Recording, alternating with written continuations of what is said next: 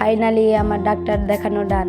So hello everyone, আসসালামু আলাইকুম। কেমন আছেন সবাই? আশা করছি ভালো। আলহামদুলিল্লাহ আমিও ভালো আছি। Welcome my Facebook page and YouTube channel Fariha Bithi. সকালবেলা সব কাজ শেষ করে আমার শাশুড়ি আর আমি দুইজনে মিলে রেডি হয়ে বের হয়ে গেলাম মেডিকেল যাওয়ার উদ্দেশ্যে। কারণ হচ্ছে এর আগে আপনাদের সাথে শেয়ার করছিলাম আমি হচ্ছে 3 দিন হয়ে গেল আমি শুধু রিপোর্ট করাইতেছি, বাট আমি এখনো ডাক্তার দেখাইতে পারি নাই। ফাইনালি আজকে আমি যাচ্ছি ডাক্তার দেখানোর জন্য। এই তো আমরা অটো গাড়িতে করে হচ্ছে রওনা দিয়ে দিলাম। এখানে হচ্ছে যে বৃদ্ধ লোকটার সাথে আমার শাশুড়ি কথা বলতেছে। ছোটবেলায় আমার ভাসুর ননদ তারপর হচ্ছে আমার হাজবেন্ডকে সে কোরআন শরীফ পড়াইতো। ছোটবেলায় তারা কি দুষ্টামি করতো পড়ার সময় সেটাই বলতেছিল। গল্প করতে করতে আমরা চলে আসলাম হচ্ছে বরিশাল শেরে বাংলা মেডিকেল। এখন হচ্ছে আমরা যেই টেস্টগুলা করাইছি সেই টেস্টগুলার রিপোর্ট নিয়ে আমরা ডাক্তারের কাছে যাব। এই তো এখন আমরা যাচ্ছি হচ্ছে শেরে বাংলা মেডিকেলের ভিতর দিয়ে যাচ্ছি হচ্ছে শেরে বাংলা কলেজে। মেডিকেলে ডাক্তার দেখাতে এসে দেখলাম আসলে কত মানুষ যে অসুস্থ, রোগীর সাথে যারা থাকে তাদের যে অবস্থা কি হয় আল্লাহই ভালো জানে। যেখানে টেস্ট করাইতে যাই সেখানেই ভিড়, ডাক্তার দেখাতে গেলে লম্বা লাইনের সিরিয়াল, এখানে রোগী ওখানে রোগী দেখতে দেখতে আমি একদম এই 3-4 দিনে পুরাই ক্লান্ত হয়ে গেছি। এই জায়গাটাও আমার কাছে অনেক ভালো লাগছে। এখানে হয়তো ব্লাড দেয়, মানে হচ্ছে যারা স্বেচ্ছায় রক্তদান করে তাদের এখানে হয়তো ব্লাড নেওয়া হয়। আর হচ্ছে এখানে অনেক মেডিকেল কলেজের ছাত্রছাত্রীরা ছিল। এইখানে অনেকগুলো কোঠা ছিল আর ভিতরে ডেকোরেশনটাও খুব ভালো লাগছে আমার কাছে। এইখানে হচ্ছে অনেকগুলা স্টুডেন্ট একসাথে দাঁড়িয়ে গল্প করতেছিল। তো তখন আমি এখান দিয়ে যাওয়ার সময় তাদের একটু ভিডিও করে নিলাম। এরকম ডাক্তার ইউনিফর্ম পরা স্টুডেন্টকে দেখতে কিন্তু আমার কাছে অনেকই ভালো লাগে।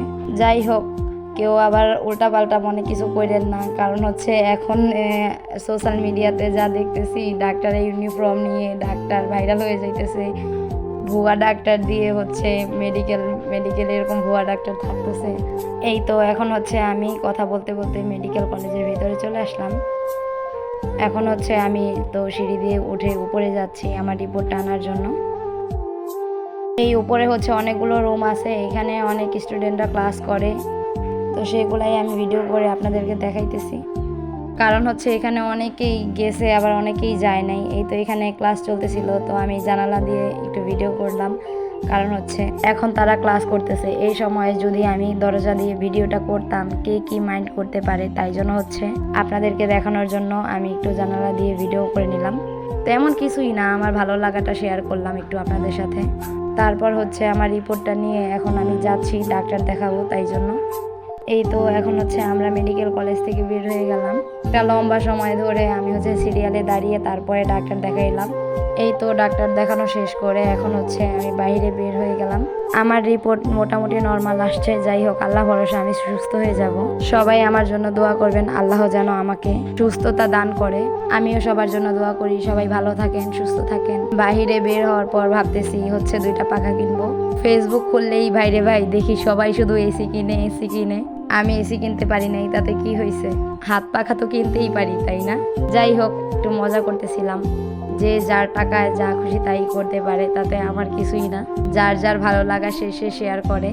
এগুলো দেখতে আমারও অনেক ভালো লাগে। আমি শুধু একটু মজা করে বললাম কথাগুলা, কেউ আবার নেগেটিভ চিন্তা ভাবনা করেন না। এরপর হচ্ছে আমার শাশুড়ি পাখাগুলো চেক করে দেখতেছে কোনটা ভালো, কোনটার বাতাস কেমন হয়।